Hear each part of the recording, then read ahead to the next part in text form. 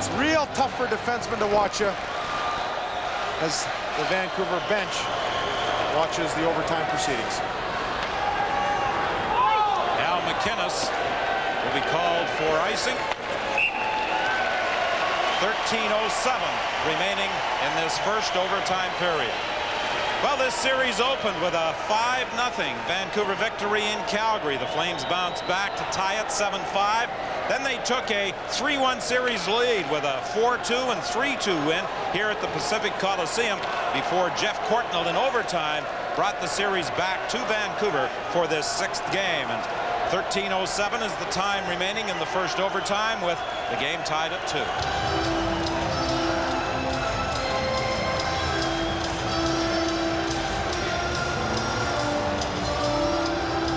Is back at the point along with Didick. Lafayette will take the draw. It comes to Courtnall. He fanned on the shot. It was a rolling puck. Babbage ricochets it in off the glass. McInnes is being watched out front by Charbonneau. Musso dumps it softly down the ice with Didick back after it.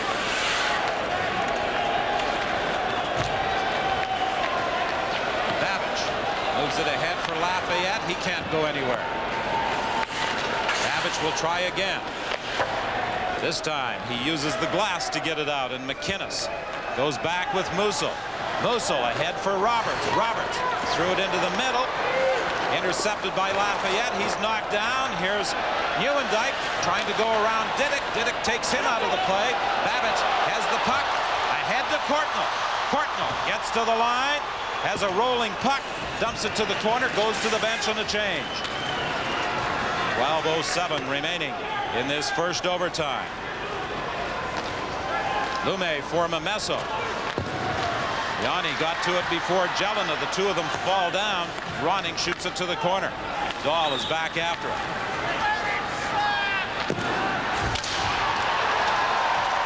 Loose puck at center ice. Here's Jelena. He's checked as it came in across the Calgary line. Lume lost it. Here's a chance for Reichel. And McLean got that one and deflected it to the corner. Reichel has yet to score in this postseason. 40 goals in the regular season for the Calgary Flames. Ronning flips it to the corner. Both of his goals in this playoff have come on the power play. Stern to Walls. Walls, long shot wide of the net. It goes all the way back to neutral ice.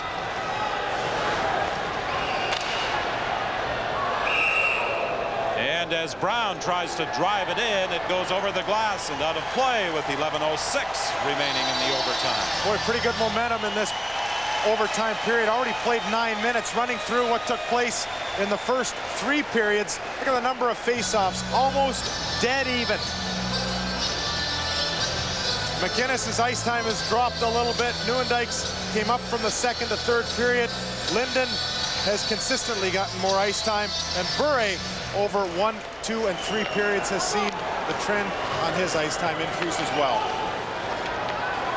Patrick to Titov. His shot goes off a skate wide of the net, and here comes Hedican.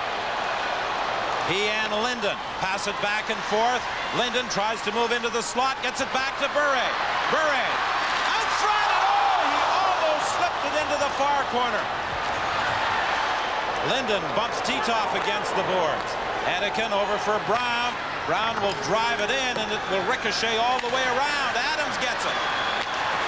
Zalatsky checked in the corner. Adams has it. Patrick trying to tie him up.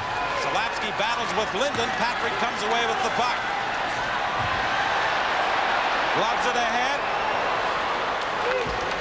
Sullivan flips it to the corner. Fans on a backhand as Babbage had him tied up. Now it goes behind the goal for Brown.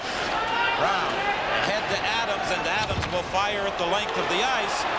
A race for the puck, and Musso gets there first ahead of Bure for an icing against Vancouver. Well, the Russian Rocket went to the afterburners as he drove to the net. Mike Vernon had the puck trickle through the blue part in the crease, and when it gets that close, the hair on the back of your neck stands up. Look at him drive to the net here. Doesn't make it with his body, but that puck is very, very close. Here's how close it was as it ticked the back of Vernon's stick and changed its angle. Now here's what the bench thought. Oh, so close. There'll be a few more ups and downs on both benches before this game ends. The Flames with a 30-22 edge in shots on goal. And the faceoff is in the Vancouver zone. Good job in the faceoff circle by McIntyre against Nieuwendyk. Didick has to play it off the boards, and this will be another icing call. No, it's waved off. Babbage can't hold it in at the point. Here comes Nieuwendyk. Nieuwendyk with Roberts. Roberts shoots. It's blocked by Didick. Roberts gets it again. He throws it to the other corner for Nieuwendyk. Roberts and Fleury both go to the corner. Fleury has it. He tried to slide it back to the point, and it's knocked out. And down the ice and going back after it is McInnes. McInnes circles away from Courtnall. McInnes takes his time, gains the line for Reichel. Reichel lets the shot go up high. The big rebound is cleared to the board. 9:07 remaining in this first overtime period. Didick couldn't clear. Merzen comes out from behind the net. He dumps it to the corner, and the Canucks make a wholesale change. Nemesso trying to check Kissio. Ronning comes in to help out. Now the puck is moved to Reichel. Reichel with Walls streaking down the ice. Walls throws it in front, and it's held by McLean for a face-off as Merzen gets a glove up in the face of Wes Walls, the man who forced this extra time here at the Pacific Coliseum. 8:37 remaining in the first overtime. A 2-2 tie, game 6 of this Western Conference quarterfinal. Calgary leads 3-2, trying to force the Vancouver Canucks are a 7th game Saturday at the Saddledome. Well, Didick just looking to get some oxygen into his lungs and his blood here. Watch how he takes Roberts to the outside and then blocks the shot as well. Nieuwendyk and Roberts were really accelerating in on the Vancouver defense here. Didick did a good job. Kissio gets the hook from Ronning, lost his glove a little bit earlier. Kissio got the stick up on Ronning. Ronning reciprocated, and then with a bit of a hook, stripped the glove from the Calgary player. Trevor Linden decides he needs a new stick. Good trick here. Anytime you're looking for a bit of a break, the referee will always give you a chance to change your stick. And even if it's broken when you go out, if you know that, a bit of a crack, show the linesman you can get a change and get things changed up and maybe throw your opponent off on the draw. Linden tied up Reichel. Puck comes back to Lume for Linden to Bure. Bure checked at center ice by Sullivan. Now moves it over to Merzen. Merzen shooting comes in off the end boards, and Yanni is there to pick it up in front of Vernon. Lume is back after it. Being watched by Titov. For Linden, he had problems controlling it. Titov flips a backhander that McLean leaves at the side of the net for Merzen. Linden for Adams. He has Bure with him. Adams trying to go wide. The puck slides to the corner. Zalapski is knocked down. Bure had problems picking up the puck, and it winds up underneath Zalapski. Well, thanks to a 3-hour time zone, we're past the time in the East that the Buffalo, New Jersey game ended. And by the way this game is going, Don, it's going to go a lot longer in the East. Well, for the folks who are watching in Newfoundland, what is it, close to 3:30 in the morning now? Yeah, I guess it would be 4.5 hours. They're sneaking up on morning on the other side of the continent and of Canada. 7:49 the time remaining in the first overtime period. If there were people who were watching the overtime last night and stayed up late, they might be even more tired when they head off to work this morning. Perhaps some of them might not even make it.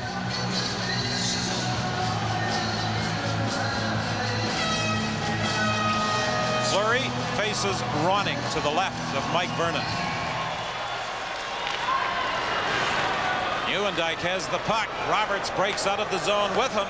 Roberts will attempt to get to it, but it's blocked by McLean. He plays a backhand around the boards. Fleury cuts it off in front for Roberts, and Roberts fanned on the shot. Now Nieuwendyk has it, and as he tried to slip it back to the point, it deflected over the glass out of play. Boy, Fleury in the third period late and in this overtime has made a couple of three great passes that could have ended this game. And there's a look at it. Now Fleury made a great play there because he made Jelena think that he was going to take Jelena on the boards, and then all of a sudden he threw her down a gear and jumped against the boards, kind of caught Jelena flat-footed, and Fleury had a few extra seconds. He threw a pass across to Roberts. Roberts, a left-handed shot on the right-hand side, couldn't get his body turned quite enough. Good conditioning on this line. Roberts, Fleury, and Nieuwendyk have spent the last minute and a half on the ice, and King leaves him out there after a 30-second break for a face-off. Fleury battles in the corner, trying to free the puck against Diduck. Diduck comes up with it. Linden trying to run a little interference for him as it's flipped down the ice. There's no icing as Zalapsky goes back after it. 7 minutes remaining in the first overtime period. Here comes Patrick ahead to Roberts. Roberts for Sullivan. Sullivan bumped there by Babbage. Babbage frees the puck. Adams starts away, being harassed by Fleury, gets away from him. Adams drops it off for Bure. Bure took a shot towards the net. Zalapsky steered it to the corner. Fleury at center ice, runs into a check from Lafayette. Puck picked up by Roberts, dropped off for Fleury. Fleury's shot is blocked before it gets to the goal. Lafayette has it, puts it on the stick of Roberts. Roberts having problems controlling. And Babbage, with Fleury coming at him from behind, wisely decides to flip it down the ice. And this is an icing call with 6:20 remaining in the first overtime. Boy, Fleury caught up to Dave Babbage and ended up swinging his stick a little bit. Now, Babbage got a cut about 29 stitches from Fleury a few months ago in Calgary by a high stick. And this is somewhat reminiscent of that.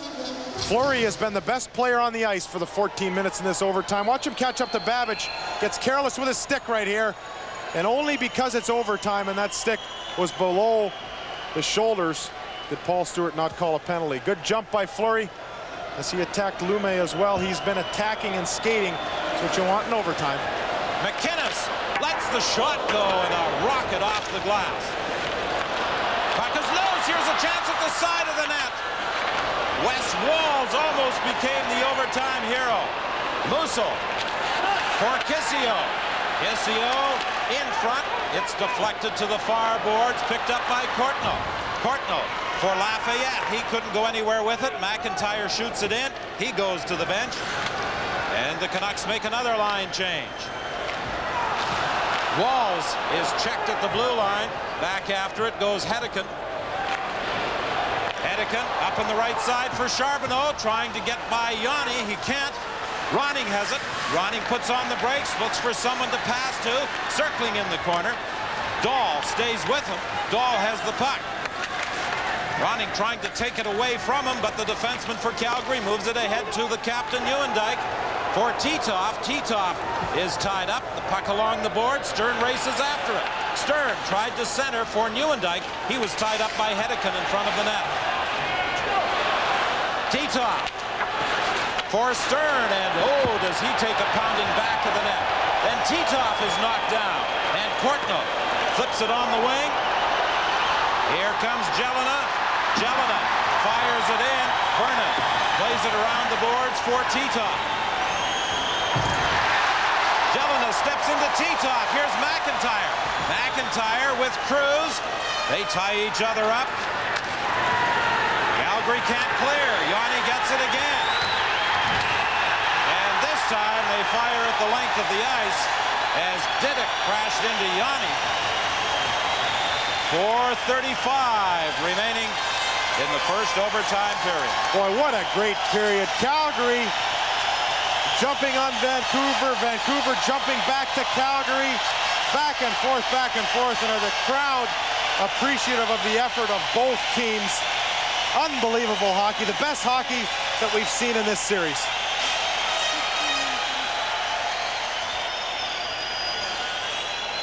Calgary appears to have picked up a penalty for having too many men on the ice. Minor, 2 minutes for having too many players on the ice. That's the fourth time in the playoffs in this series that call has been made against Calgary. Boy, you wonder how it can happen once and then twice. A little bit like 4 interference penalties on Roberts. Count the players, absolutely no doubt. 2 in the corner, 3 in front, and 1 by the blue line. Now, the amazing thing about this is Vancouver had the pressure on Calgary, and they had the extra guy. Gives you an idea of the intensity that Vancouver threw at Calgary over the last 30 seconds. Now a little bit of Calgary stampede action here. 2 22s behind the net. Brown throws the lasso on Stern and puts him to the ice. In fact, Paul Stewart gave the washout sign. Diddick gets a bit of a snicker about something on the bench. You talk about being light. You got to compete, but you want to be relaxed too. Diddick clearly with either a nervous laugh or one that shows he's not too concerned.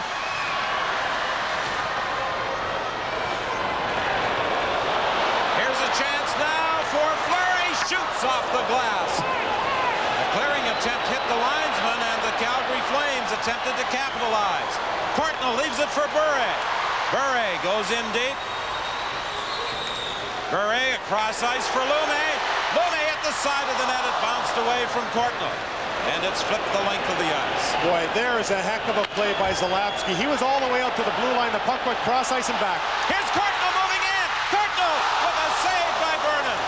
Jeff Courtnall almost became a double overtime hero. Courtnall looked up, placed a perfect shot. I think he thought he had beat Vernon. Vernon got the right leg out just in the nick of time. Courtnall collides with Roberts, and the pass goes off Linden's stick. Al McInnes behind his net. Tried to play it off the glass and put it into the crowd with 3:34 remaining in the period. 59 seconds in the penalty. Boy, let's watch some of this hockey again, all the way back to the 2-on-1 that Calgary had. Lume makes a great play here as the puck comes across to Fleury. Now, it's rather discreet, but you see Lume play this perfectly and get the stick on Fleury just in time. Look at Sullivan jump up the ice. Fleury catches up. Lume, the stick right there, deflects the puck high over McLean. Look at this body check here. Roberts lines Courtnall up perfectly. Both guys feel this one. Roberts is sore from the get-go. Courtnall with a breakaway then. A shot to the low side. Watch Courtnall's reaction. Perfectly placed. Was going to put his stick up to score, and then he says, whoop, Vernon got me on this one. It's 1-1 now. Courtnall with the big shot that scored in overtime. Vernon with the save on that particular occasion. And Don, I got to take a breather. Holy mackerel, what a game. Well, at the bench, when Courtnall went in, they all thought it was over, and then the anguish as they realized the puck has gone to the corner. Now, you want to talk about relaxing. I'll guarantee you somebody on the bench says to Courtnall when he comes off after that shift, you know, Jeff, you got one a couple of nights ago, but what have you done for us lately? Well, he can say that I set up the second goal with a perfect pass, and the game's not over yet. 3:34 remaining in this first overtime.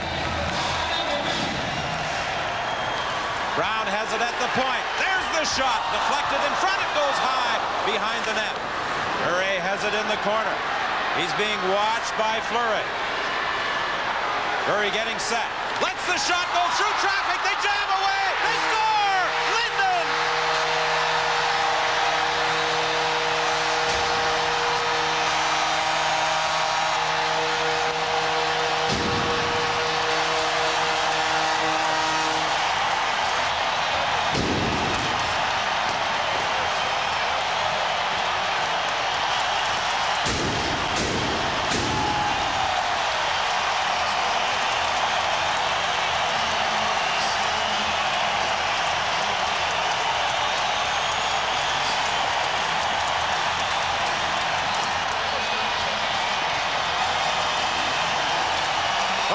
just like the 4th of July in here, Don.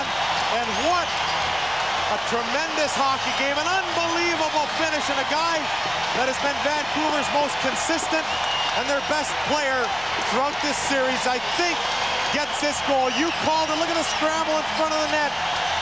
Linden clearly stays in, expecting to be crushed, I'm sure, but somehow gets a stick on it and slides it under Mike Vernon.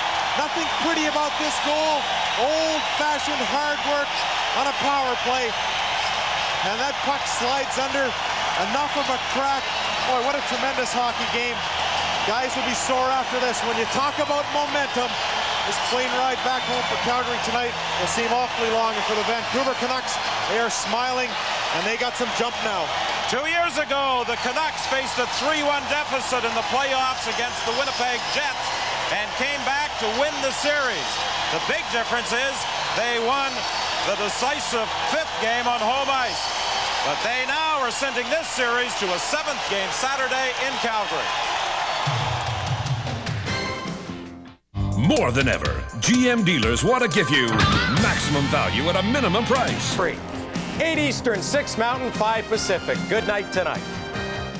Hi there, I'm Bruce Steele, host of What on Earth.